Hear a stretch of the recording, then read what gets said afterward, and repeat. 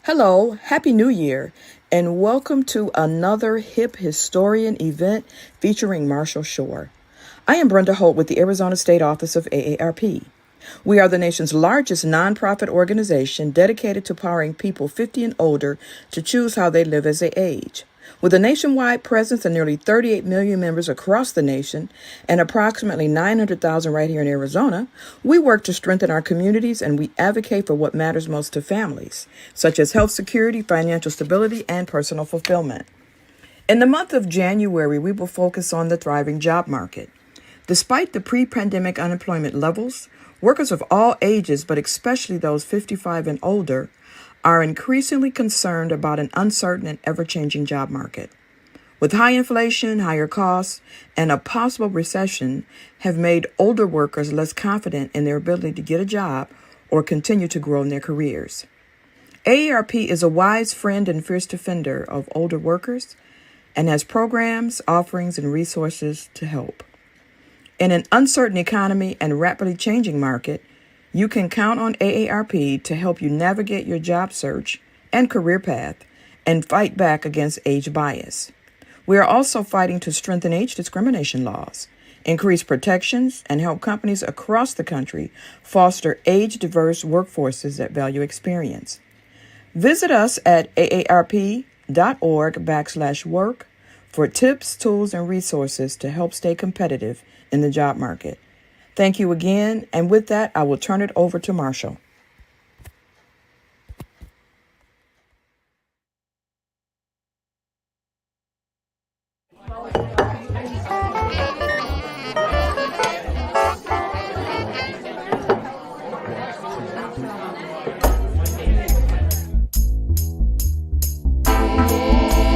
Ladies and gentlemen, non-binary folk, welcome to the show.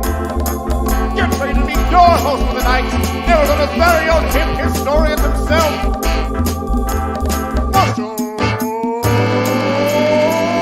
Shore.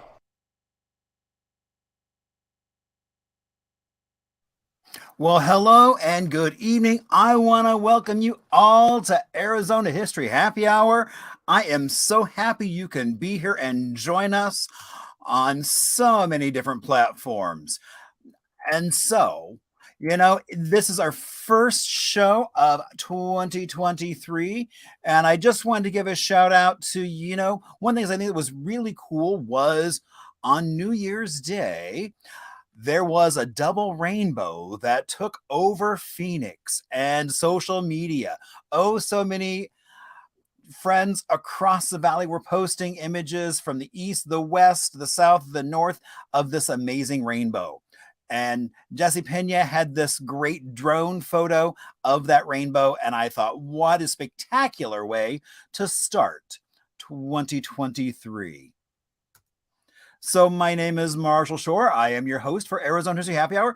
Thank you all so much for being here on whatever platform you are joining us on. I'm glad you're here.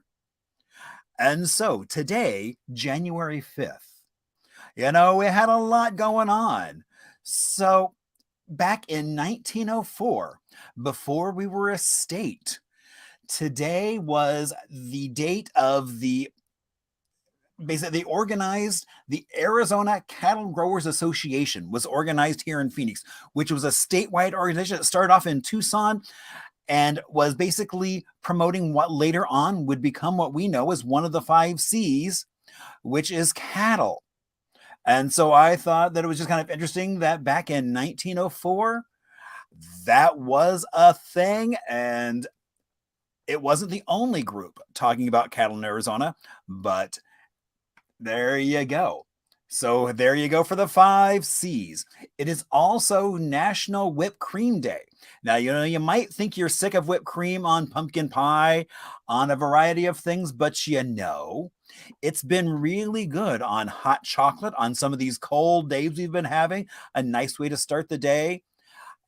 And so it's just a great little hello. And so it spices up anything that you put it on.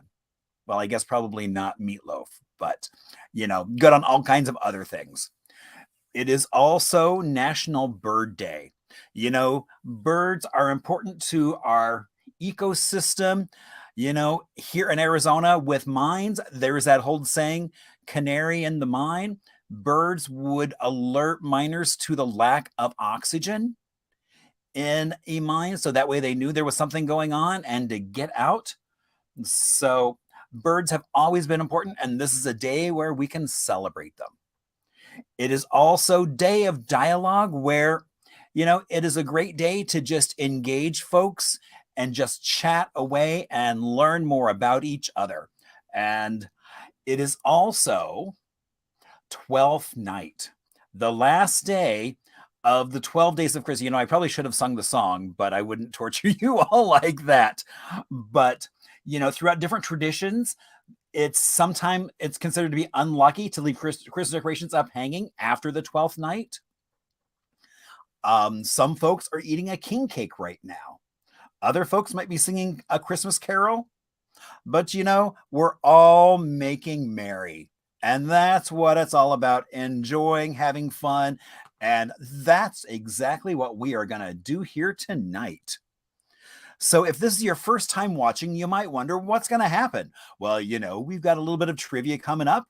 We've got From the Vault, which might be something you drive by every day and just don't know what it is, as well as a little bit of Arizona music history, as well as a little town in Arizona, and indeed a beverage, and of course, an oh so special guest. So if this is your first time watching, you might wonder, who is that man on my screen and what is he doing there? Well, I actually got here now going into my 24th year here in Arizona. Back on New Year's Eve, rolled into Phoenix for the first time. And so I was in a U-Haul coming all the way from Brooklyn. I had been working in this beautiful Carnegie building and decided to trade that little bit of snow you see in the front of that building. It wasn't always such a little bit of cute snow, but decided to trade that for a library in South Phoenix where there was a rich oral tradition of the community. And that really got me looking at Arizona through various lenses and different ways to look at it. And then, of course, we promptly moved into a beautiful 1956 ranch that is pretty much a time capsule. Why, there's what my kitchen looks like today. I said last week I was going to take a different photo. I need to retake that photo because I've edited. Oh, I have a new waste can as well. So for the new year. So there you go. All kinds of changes at the ranch. So, but as soon as we got here, all I kept hearing about how there was no history here. But I knew that wasn't true because every time I would go somewhere, I kept running across so many amazing people, places, and stories, no matter where I was. And then I also am called the hip historian because I get to have fun with Arizona history. Actually, just coming up this weekend, it is our first Phoenix Haunted Tour of 2023. So there are still a few spots available. It's probably going to sell out. So if you want to join us, go right ahead. It's always a fun time. And we chat about a lot of history and why there might be some things hanging out in some of those buildings. As well as I'm going to be out in Apache Junction later this month talking about Arizona vintage signs, which that's going to be a fun program. And, Apache Junction, they've got all kinds of great, they've got J. Mark talking about Jerome. And so if you've ever been to Jerome, you might want to swing out there and check his program out. And then on the 28th, I'm going to be down in Agua Caliente Park talking about LGBTQ history right here in Arizona. And then I'm so excited. This is one of those things we've been talking about doing this for a number of years. So the Willow Home Tour, which is February 19th, well, the night before, they are going to do a kind of VIP trolley tour where we are going to go explore some of the houses and learn more about the neighborhood. And so that's going to be a lot of fun as I host and get on that trolley as we go riding around Willow, talking about the history of where it's come from, where it's going, and some of the things that people have found lurking in what they thought was their new house. So, as well as at the Orpheum coming up in March. On March 24th, we have Arizona Unzipped, and you'll be hearing much more about that as we get closer to that date. You can also, I've started putting Happy Hour up on Spotify as a video feed as well as a podcast. So you can always check it out, and maybe you listen to podcasts on your way to work. Maybe you want to hear my voice every morning on your way, because we've got I think we're hitting about 150 episodes now. So all right. So I see, Karen, I see you have found the chat. There's various ways you can either chat here. You can also reach out to me through Facebook, Instagram, email, or even my website. And it's all hip historian focused. So, some of my best ideas and stuff have come from all of you out there. So please share. I love to hear from you. And oh my gosh. And now it is so.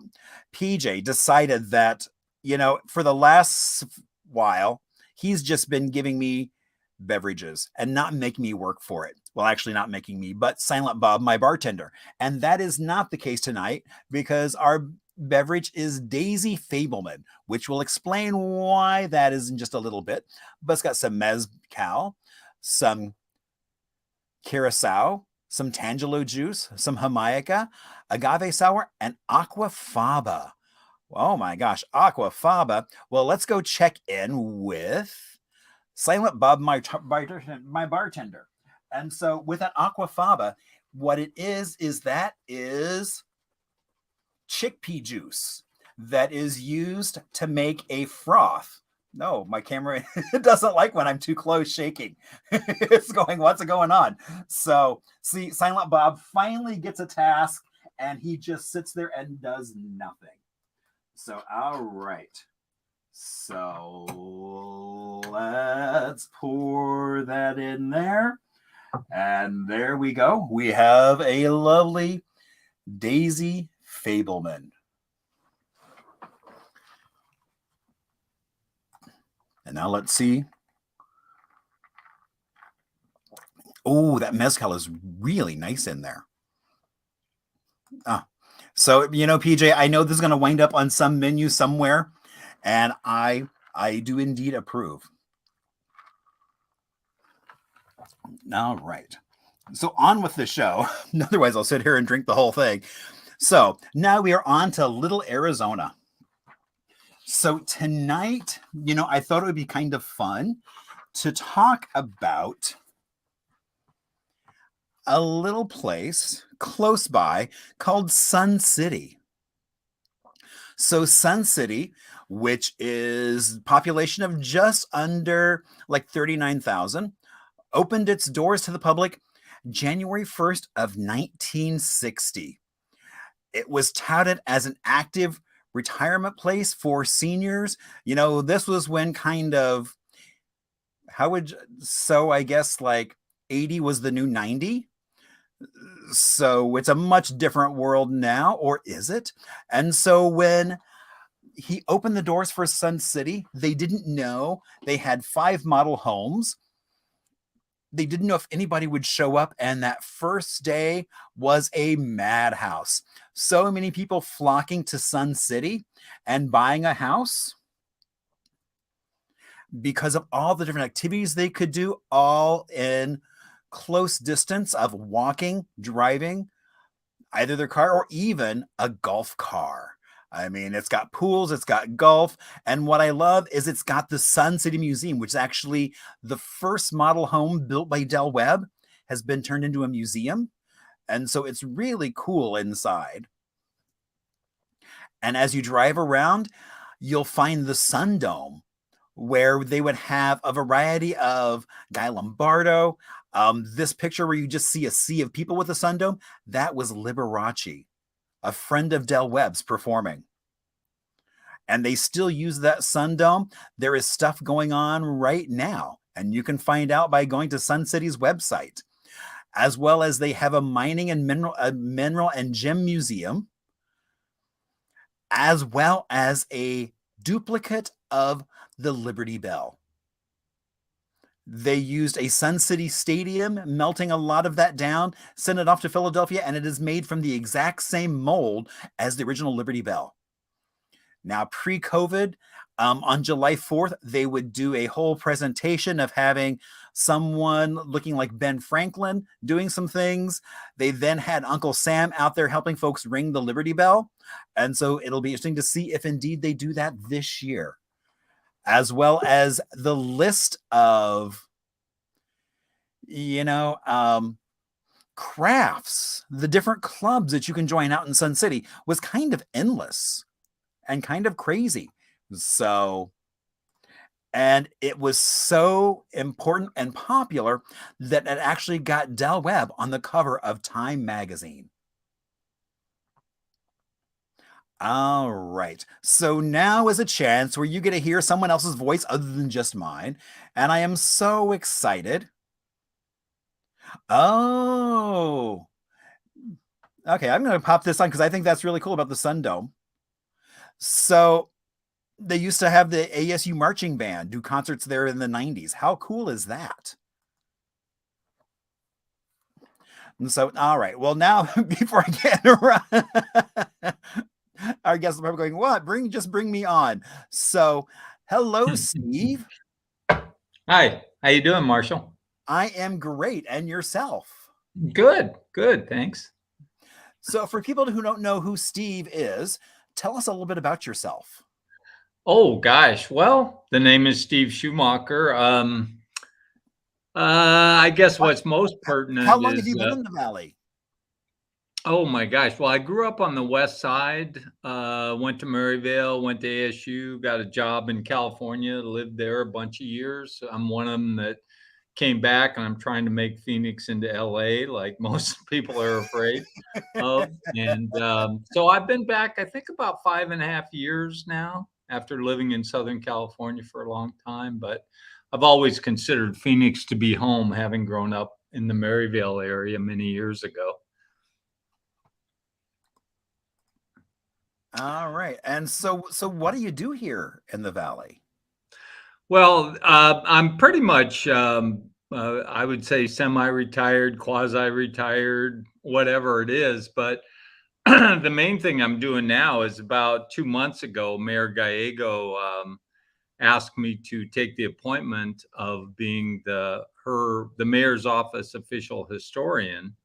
And I'm really, every time I even mention that title, I think about her, and I think, in the face of all this, the crime going on and homelessness and affordable housing and so forth, she still sees the value in Phoenix history and heritage. So I'm really, really happy that she's made this choice. And I'm sure a number of the people, if not all of them, that are in your audience tonight, and I know you for sure as well, are very much engrossed in Phoenix history and the value of it and what it does for all of us as citizens. So I'm pretty happy that she's made that decision. The main focus short term is the upcoming Super Bowl in February, and she is seeing that as an opportunity, especially the week before the Super Bowl game.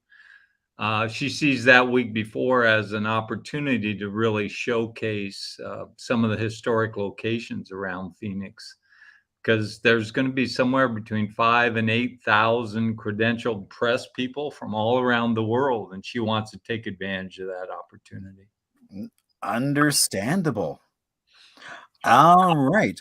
Well, so we have some trivia. Now, Great. our trivia that we do here is not like, if you've gone and done bar trivia, it's okay, here's the answer, on to the next question. So, what I love about what we do is it's also telling you the story of the answer. So you might not know the answer to the multiple choice question, but by the end of the show, you will have heard the story and have a little bit more for that next cocktail party you go to, a little bit of history. So people can keep track of it however you would like. I know Anita typically has her own special notebook she uses.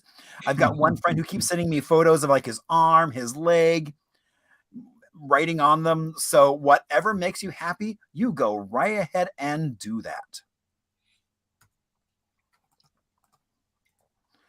All right. So our first question, what was the name of the theater at First Street and Washington that was open from 1931 to 1975? Was it A, the Herberger Theater, B, the Fox Theater, C, the Cinema Park, or D, the Paris Theater?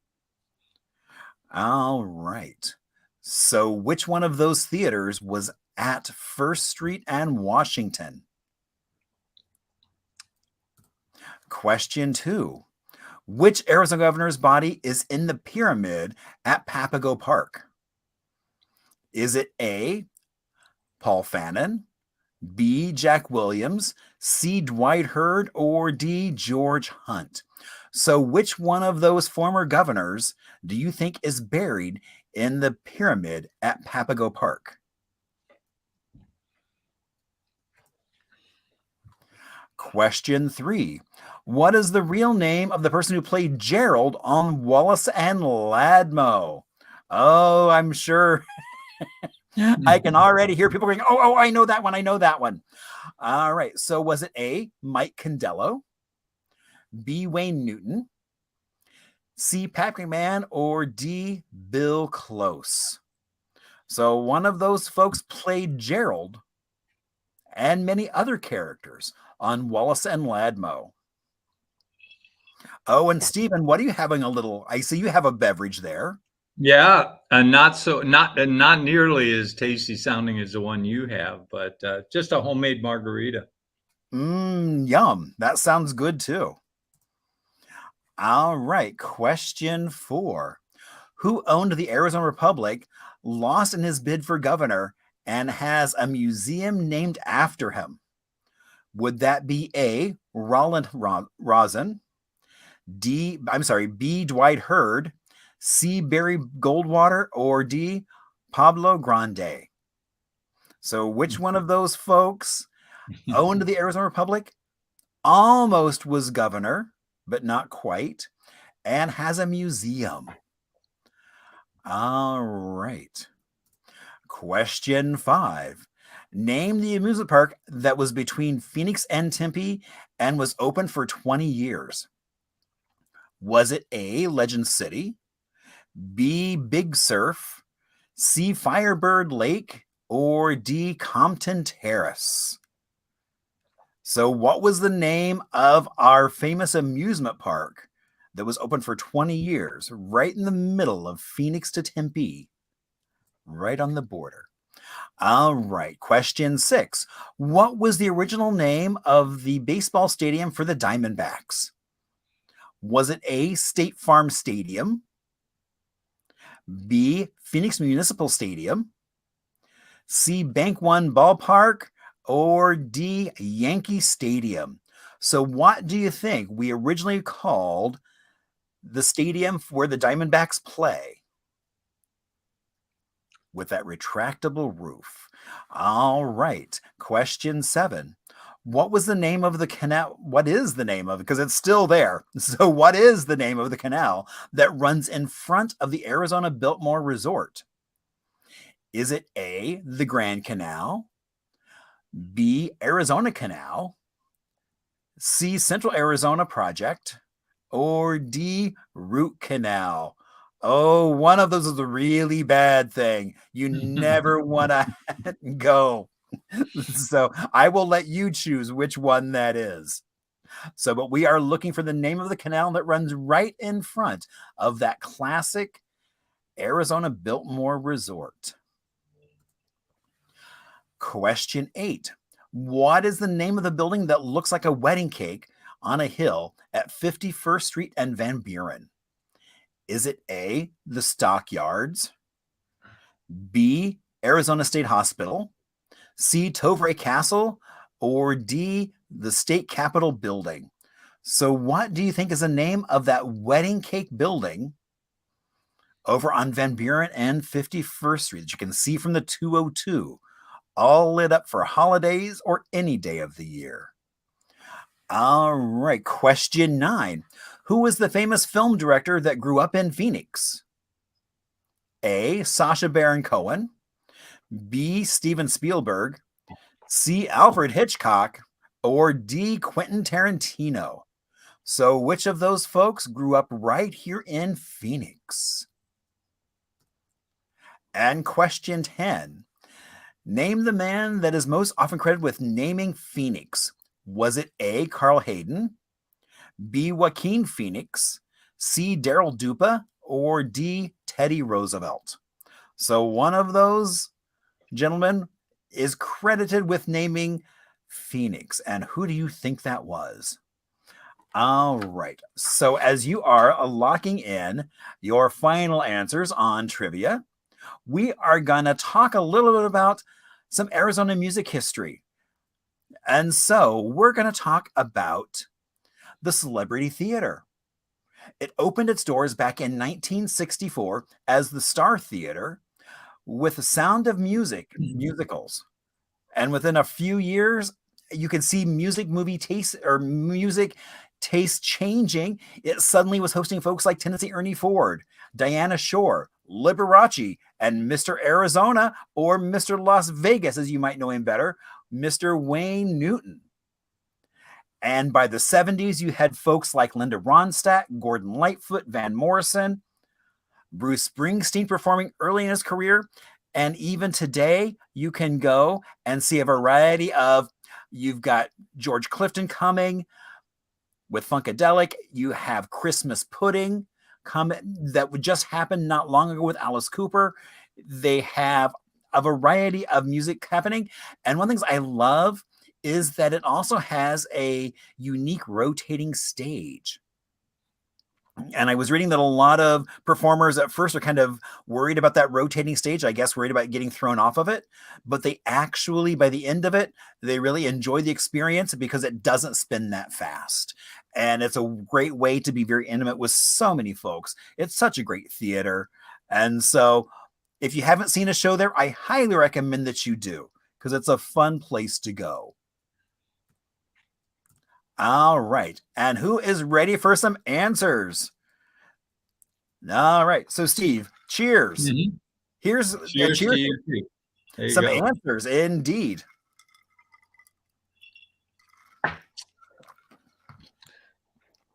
I just saw before we started, Marshall, I just saw somebody posted on one of the Facebook pages a photograph of Aquanetta and Liberace together on the Wallace and Ladmo show, I think. I just saw it really quickly before we came on here. Oh my gosh. Talk about icons. I know. Yeah.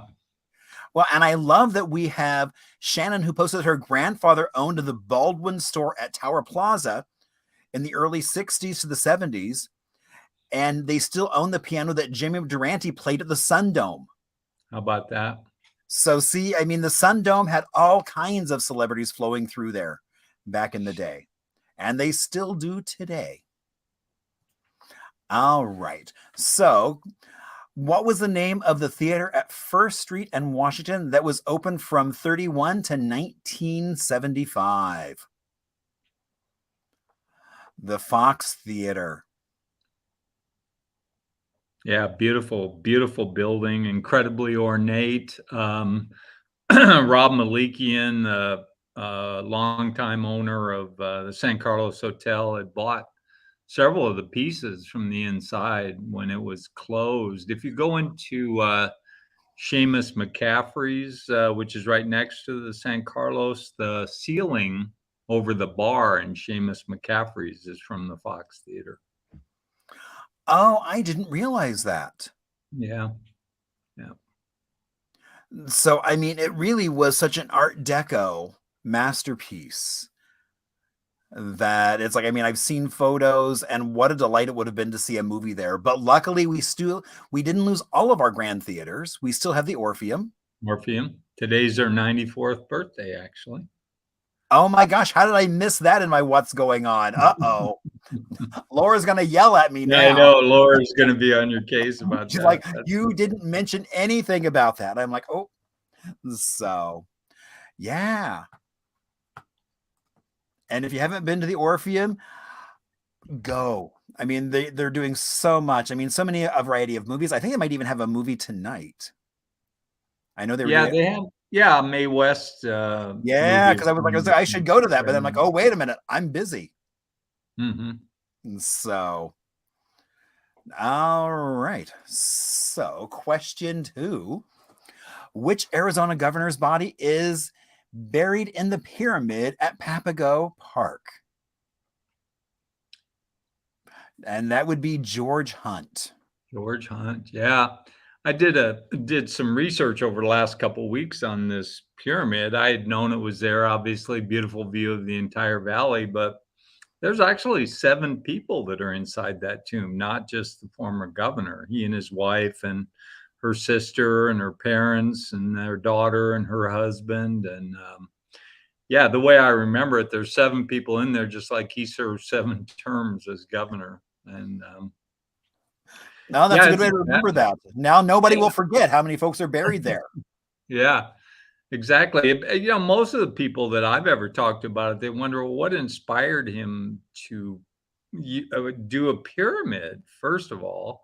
And there was probably, granted, a little bit of ego involved, but what I found out was in the 20s, there was quite what they call the Egypt mania, because King Tut's tomb was discovered in 1922. And so that inspired a lot of pyramid type buildings and shapes and so forth all around the country. So I think that's part of what inspired him. Yeah, and then also, isn't Poston buried over near Poston, right, Florence in a pyramid as well? He was moved there after. right, yeah. So Mhm. so yeah, so I guess we have 2 pyramids with folks buried in them, which is kind of quirky. Well, there's a pyramid monument for High Jolly, that Oh, and camel. oh, I forgot about the High Jolly. Oh yeah. Right. Yeah. And there's also a pyramid marker for Mr. Tovray from Tovray's Castle. It's not a very big Ah, one, but it's a smaller pyramid type monument. So there's actually 4 fairly well-known people in Arizona that have pyramids of some kind associated with wow, who knew there were so many? them. All right, question 3. What is the real name of the person who played Gerald on the Walson-Ladmo show?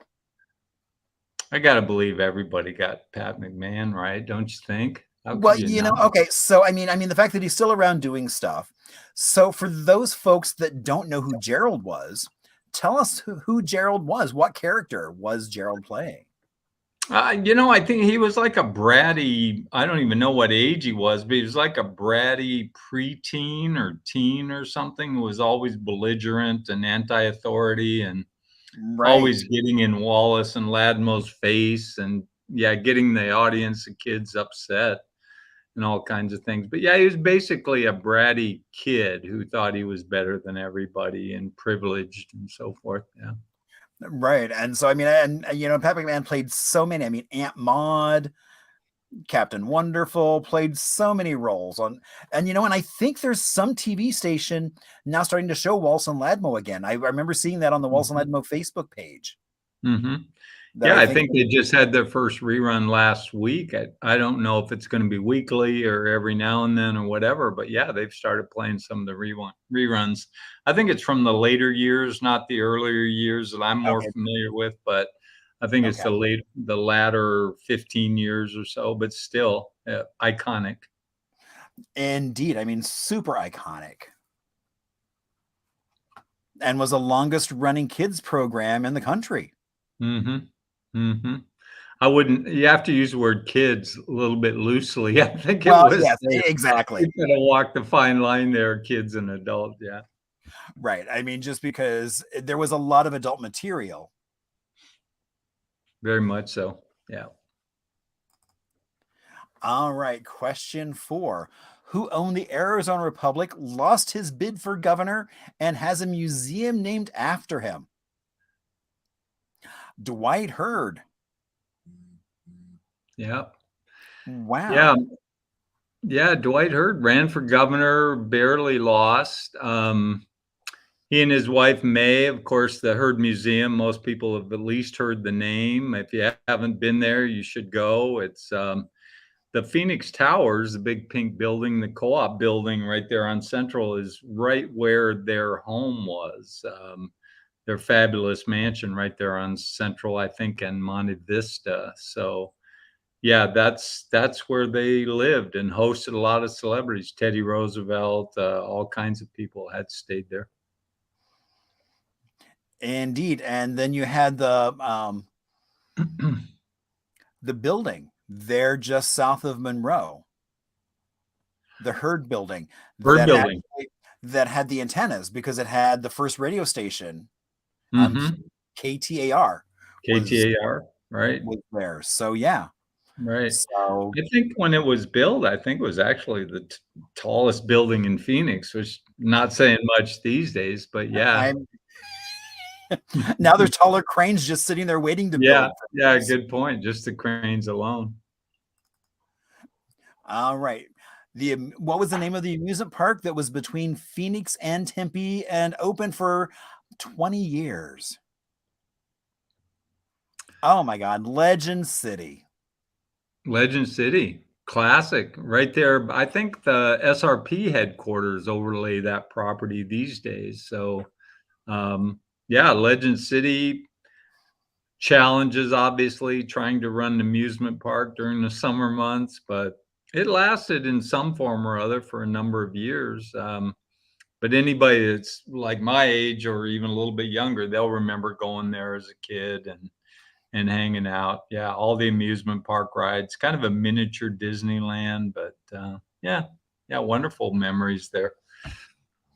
Yeah, and that's where Von de K. Van Dyke got basically practice her skills for her talent as Miss America, which was ventriloquism. Right. That's true. Yeah, good one. Yeah, she actually was there. I don't know if she was a paid employee, but she definitely made some appearances there. Yeah. So yeah. So I mean it was an iconic place. Mm-hmm. And yeah, I mean it's always interesting, I think, when you talk to someone who's been here. I mean, because I never had the pleasure of going to Legend City. But just the passion that you can see in people's eyes when you mention Legend City. Yeah, there's two things that really resonate, two things that resonate a lot with longtime citizens is Wallace and Ladmo and Legend City. And if you were lucky enough to go to Legend City on a day where Ladmo and Wallace and Gerald and all of them were, you got to experience them both on the same day, which was pretty special. And maybe even get a famed Ladmo bag. Oh no. So did you ever get a Ladmo bag? I never got one. I know Kari Carlisle, the director of Heritage Square, she got one. So I know many people who are still bitter that they did not get one. So it's an ongoing source of pain for some folks. Right. All right. What was the original name of the baseball stadium where the Diamondbacks play? Yeah. Bank One Ballpark. Or Bob for short. Bob. Exactly. Yeah. Bank One must have just been rolling in money back in those days. I mean, they had what became the Chase Tower right there at Monroe and Central. It was the Bank One Tower. I think that was the second name that was on it. I think it was originally the Valley Center, and then it was the Bank One Center and Chase Tower, and I don't know what it's going to become now, but Bank One Ballpark. That's where the Diamondbacks started out. Yeah, with that really cool retractable roof, so that way they can open the roof up on good days. Mm-hmm. I think they have a little swimming pool kind of thing out in center field as well. Oh, you're right. I remember taking a tour of it once, and yeah, they were, so you can sit in a swimming pool, drink, and watch the game. How perfect is that, right? Exactly. Speaking of drink, I think I will. That ballpark, for the people that don't know, almost exactly overlays the second Chinatown. the outline. I think they saved some of the archaeological finds somewhere in a display around the stadium somewhere. I'm not really sure where that is, but I've heard that's true. And then I think like the Sun building is now actually utilized by them. The Sun Mercantile, yeah. Yeah, the Sun Mercantile building is so yeah. So I mean, there's still a little bit of flashes of it, and then there is some display of some of the things they found. Mm-hmm. Mm-hmm. So, but indeed, most folks don't realize we even had a Chinatown. Right, right, right. Yeah. Well, the original one was over about First Street and Adams. That's where the original one was, and as Phoenix began to grow, the decision makers in town, whoever they may be, decided they wanted to move it over a little further away. Indeed. All right. What is the name of the canal that runs in front of the Arizona Biltmore? The Arizona Canal. Right. Not the root canal, but the Arizona Canal. And not the Grand Canal, because that's a completely different canal. Right. It is.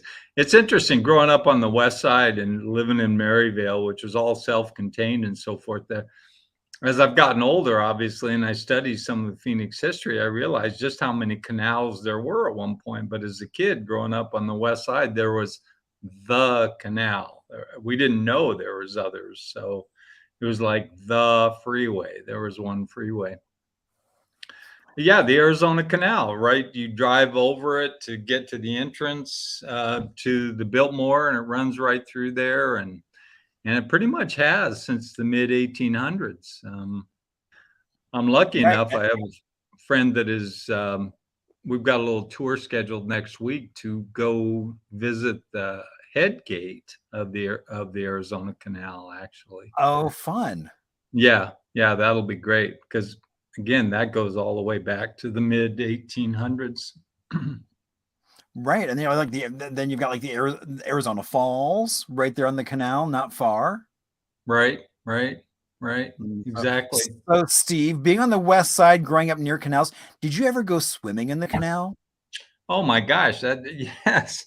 Well, yeah, or the gates right at 43rd Avenue and the Grand Canal. Sure, we hung out there. It's interesting. There was a garbage truck that was going down the canal, driving down the dirt road alongside the canal, and the driver fell over. The garbage truck actually fell into the canal, which really didn't mess things up. The canal was pretty much already filled with that kind of trash anyway. But a news crew came out from Channel 5, KPHO at the time, and my buddies and I, we made sure we hid because we didn't want our parents to see on television that we were messing around in the canal. That was a no-no. But yeah, we hung out there a lot. That was the place to be. And yeah, the flumes, which were even further west. And I've heard stories about those, and that just sounds terrifying. Well, we were a little short on entertainment in those days. So if it was wet and a little bit cool and kind of away from the parents, we were probably going to be doing it. So then did you ever go water skiing? I never did that. I had some friends that did that. One of them in particular tied a rope to the back of a guy's motorcycle. I know other people did it with cars and they would water ski. I think there's actually a video on YouTube of a guy doing that. I've only seen photos. I haven't seen the, oh gosh. Yeah. That's a little bit too risky for my taste. I'm afraid I never did that. I just pretty much stayed around the gates and just the rushing water that was going through there and just mainly trying to cool off and impress the girls, that kind of thing.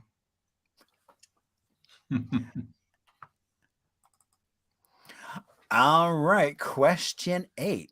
What is the name of the building that looks like a wedding cake at 51st Street and Van Buren?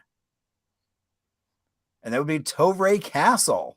Tovray Castle. Yeah. Another, I think when Mayor Driggs, before he got out of office or maybe afterwards, he managed to get that open again after it sat empty for a long time. But it's almost impossible to get tickets for a tour. They have a a lottery now, and I've put my name in several times and I don't even get called. So yeah, they fill up really, really quickly. It's a very popular place to visit and walk through. It was originally planned to be a whole resort. It wasn't an individual residence originally, and that plan never really played out the way they wanted it to.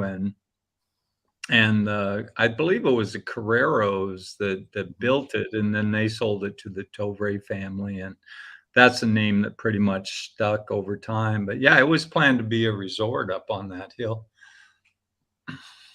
Yeah, and actually, and I know Della and her husband both lived there for a bit. Hmm. So yeah, but yeah, I mean, it is really hard to get inside.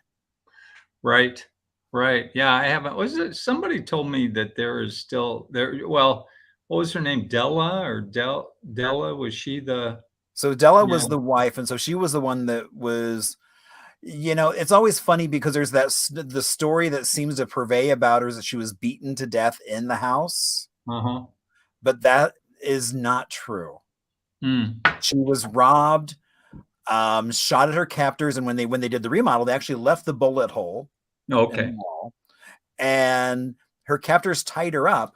But in the police report, it talks about how kind, cute they were. So, and then several months later, she passed away of old age. Oh, really? So it had nothing to do with injuries or anything. How about that? No. So, but I think I think just that shock value of like, oh, this happened there. Hmm. Yeah, makes a better story It's for a sure. better story, but not necessarily the true story. Right. Yeah. And who is the famous movie star that grew up right here in Phoenix? Steven Yeah. Spielberg. Steven Spielberg went to Arcadia High School. I think his parents moved him to California before he finished high school, if I recall. But Oh, okay. yeah, but that drink that you're drinking, the Fablemans, that's the name of his new movie, The Fablemans. Indeed, right. It's all about him growing up in Phoenix. Yeah. Yeah, very, very well known. Did his first homemade film, I think, around Arcadia High School using some of his classmates. And it was previewed, I think, at the Phoenix Little Theater. And Right. yeah, it was sold out, I think, for $1.25 a head. And there was like 500 people in there, something like that. So, and what I love now when you go visit Phoenix Theater, watch it. There's an image of Steven Spielberg holding up a photo of his first movie that was screened at the little theater. Oh, fabulous. Fabulous. So that way, I mean, I love the fact that people are now starting to realize their history is indeed important and to start sharing that around, which I think is really cool. Mm-hmm. And so I've yet to see the movie, so I look forward to seeing it, to see if there are any Phoenix landmarks that make an appearance. I know. Yeah. Well, for me personally, I'll have to watch it 2 or 3 times because I'll be looking for the background scenes and so forth. Oh, completely. It's like once to Yeah. watch the movie and then the second time to just kind of see where things are. And then like sitting there with a remote, like stop, stop, stop. Mm-hmm. Mm-hmm. So Yep. it's like, what street corner is that? Are they did they go back to a time period or are they recreating something? So yeah, so I think that'll be a lot of fun of watching will that, be. doing exactly that. I agree. All right. And the man that is credited with naming Phoenix. Mm. Yep. Daryl Dupa. Some may even call him Lord Dupa. Yeah, one of the original Anglo people to come into the valley, along with Jack Swilling and Columbus Gray. He was part of the early contingent that came from Wickenburg and so forth. And yeah, but there is when you dig into this whole thing about him naming it, you tend to see Jack Swilling's name in the early documents as much, if not more, than Daryl Dupa's name. The actual first edition of the Phoenix, what was it called? The Phoenix Herald, I believe, the first Phoenix newspaper. Very first issue says that Jack Swilling gave Phoenix its name, but Gerald Dupa is most often credited with doing it. So I like Ah, to I like to think the story was really romantic in that Swilling and Columbus Gray came a little bit later, but Dupa and some of those other guys were sitting around the ruins of Pueblo Grande drinking whiskey and bandying names about, with Pumpkinville and different ones. So I like that story. well, and the fact, and so okay, so why Phoenix, and now why aren't we Pumpkinville? Yeah, well, I kind of like Pumpkinville myself. It's kind of catchy.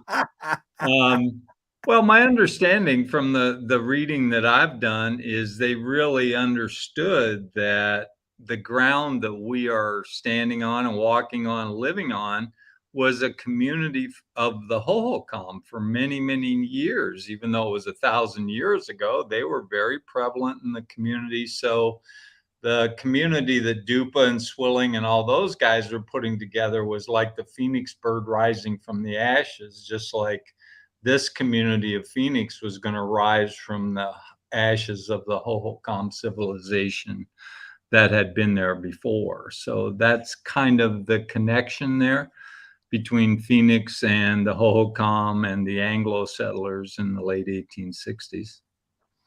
Well, and I think reason why you wind up with Dupa being mentioned so much is because he was actually well educated, or Right. supposedly well educated. He seems to be kind of a man of mystery.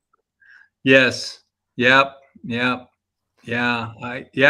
He was quite a guy. He ended up opening a stage stop, I think, in the New River on the Agua Fria, and did that for a while. And but yeah, he was one of those lucky people that managed to get a check every month or every couple months from his family in England, and yeah, lived off that. And so he is buried at the Pioneer Cemetery over by the Right. Capitol. Right. Uh, Yeah, I think he was actually buried somewhere else, and then they moved him at some point. Oh, Yeah. okay. Yeah, he was in one of the other Oh, he may have cemeteries. been in the first. Oh, he may have been in the first cemetery, which is over by the train station. Yeah, I'm not really sure. I think it was a little bit later. I think that first cemetery might have been closed when they moved. I don't know. There's a book that Derek Horn did a couple years ago, and he documents it pretty well. But I'm a little short on that information at the moment. And yeah, and there's so many stories about Dupa, so that's kind of the fun thing. And so one of the things I always love to ask is, and I see Sarah has beat me to the punch, Oh, is how did you do? oh, Because good. it's like basically, with this trivia, it's like, we are basically, oh, so Dupa was in Greenwood for a while. Okay. Oh, that's what it was. Okay. Oh, that's interesting, because usually people move from the Pioneer Cemetery to Greenwood, not the reverse. That's so interesting that they brought him from Greenwood to the Pioneer Cemetery. Good. And so thank you, Ryan, for that. And so, oh, Lynette did not do so well. But what I love is the fact that, regardless of how you did, you're still a winner, because now look at all these great stories that you now have in your repertoire about Phoenix. And that's the fun of doing this show. This is our kind of our third season, and it's been so much fun getting to learn all about so many different facets of Arizona. So, Steve, thank you so much for coming on Oh, my and pleasure. sharing your passion, your own history with us all. Hmm.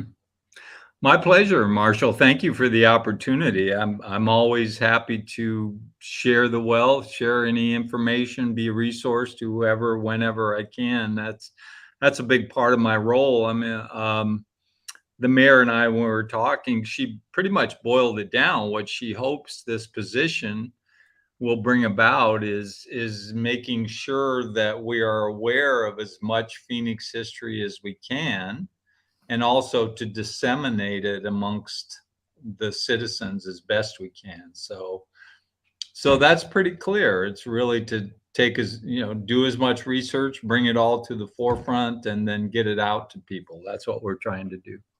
Indeed, and keep on doing that. Great. Thank you, Marshall. I appreciate the time. Thank you, and have a great rest of your evening. And again, and Happy New Year as well. And to you too. Thank you. Good night. Oh my gosh, that was so much fun. And so now we're getting ready for From the Vault. And since we were kind of looking at downtown and some of the buildings around Phoenix, I mean, so I was like, one of my favorite buildings is now the Hilton Garden Inn. And so the Hilton Garden Inn did not always act as a hotel. In fact, when it opened its doors in 1932, it was offices for Valley National Bank, and the rest of it was medical facilities. All those rooms had been housed for different offices for doctors doing different things like that. And it was quite popular up until the 90s when it lost its last tenant. And even the fact Valley National Bank moved next door and built what is still the tallest building in Arizona back in 1973. But in 2015, it reopened as the Hilton Garden Inn. If you've not had a chance to go inside, I highly suggest going in the Monroe side because you get to see the original elevators that are quite spectacular. Those doors are original. Then if you want to, you can check out the lobby and then take the elevator up to the 13th floor, which most hotels do not have a 13th floor. And that's where you'll find a bar. Now, what I think is really cool about that is if anyone has ever seen the movie Psycho, the 1960 Alfred Hitchcock Psycho, they open up with a sweep across Phoenix, and at one point the camera was out on that little balcony. Now, back when it was Valley National Bank, it also had the world's largest rotating sign atop it. And it was a huge sign. I know when we kept there were rumors that it was still floating around somewhere. I don't think the sign is still around. I think it was probably melted down for scrap, but it is an amazing building. And then there also was a top floor that was added by Walter Bimson, the president of Valley National Bank. So go check it out and go have a beverage at the 13th floor and just enjoy that Art Deco lobby because it is pretty amazing. So now you'll see why I say, if you're watching on Facebook, you should click on that share button because we are having so much fun with Arizona history. And next week you want to tune in because we have Jana Boomersbach, who is a local author, has written for the New Times, has done a variety of things, multiple books. And so I'm so excited to be able to have her on next week as a guest as we talk about all kinds of things. So that will be Thursday, 7 o'clock. Wherever you're watching now, you can do the exact same thing.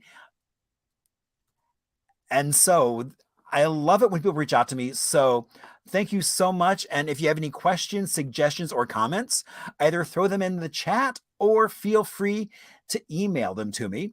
Now, as we say goodnight, I always love to give a shout out to Chris and Cole, who did that great little video montage at the beginning, as well as PJ for creating an amazing beverage that I have no doubt will show up on a menu somewhere else. And as we say goodnight, we're actually going to watch a video that is basically it's Legend City. So here we go.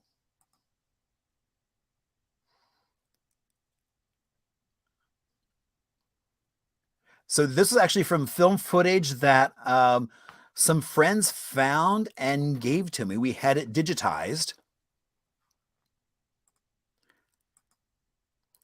And for the 50th anniversary, actually gave it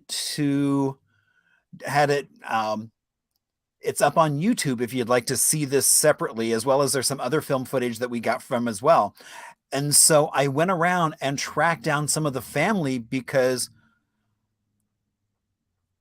the Crandalls, so many of the Crandalls also worked a lot at Legend City.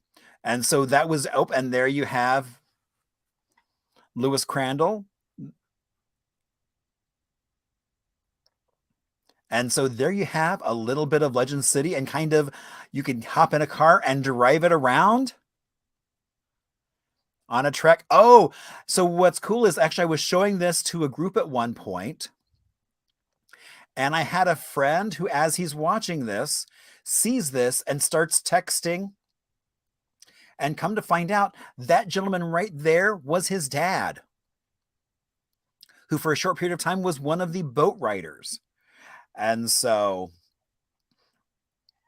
I was hoping he remembered the spiel, because I guess there was a script that you had to follow. But he didn't remember all the script. He only remembered like the intro, the first couple sentences. And then you had the Legend City marching band as well.